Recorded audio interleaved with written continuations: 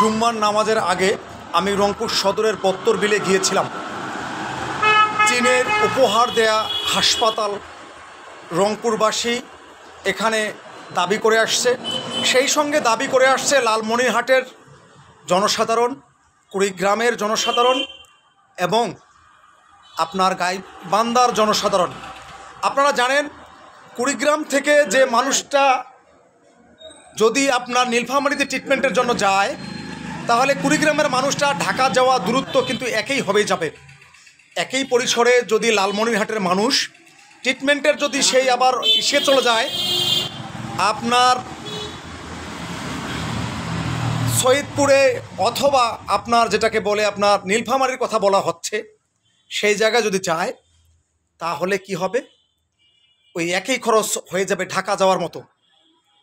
আরও একটি মজার বিষয়, গাইবান্ধার যে তৃণমূল মানুষগুলো তারাও যদি এটা নীলফামারীর দিকে আসে ট্রিটমেন্টের জন্য, তাহলে তাদের জন্য অনেক দূরত্ব হয়ে যাবে।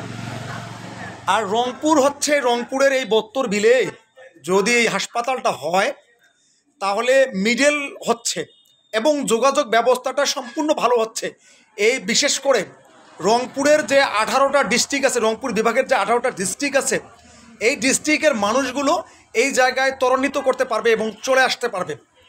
আবার আপনারা দেখবেন রাজশাহী বিভাগের অনেক অংশে রাজশাহী বিভাগের মানুষও এখানে চলে আসতে পারবে, যেমন নাটোরের মানুষ চলে আসতে পারবে, এরপর হচ্ছে আপনার বগুড়ার মানুষ চলে আসতে পারবে, তারপর দেখা যাচ্ছে আপনার সেই কী যেন হচ্ছে বিশেষ করে হচ্ছে চাঁপাইনবাবগঞ্জের যে মানুষ তারাও আসতে পারবে।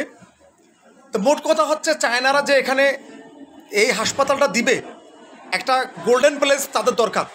তো আমি একজন এই রংপুরের কৃতি সন্তান হয়ে রংপুরের মানুষের মনের আশা আকাঙ্ক্ষা যেটা চাচ্ছে, সেই আশা আকাঙ্ক্ষাটাতে আমি মনে করি এই হাসপাতালটা যদি রংপুরের এই বত্তর বিলে হয় তাহলে এই মানুষগুলো উপকৃত হবে বলে আমার কাছে মনে হচ্ছে। ধন্যবাদ।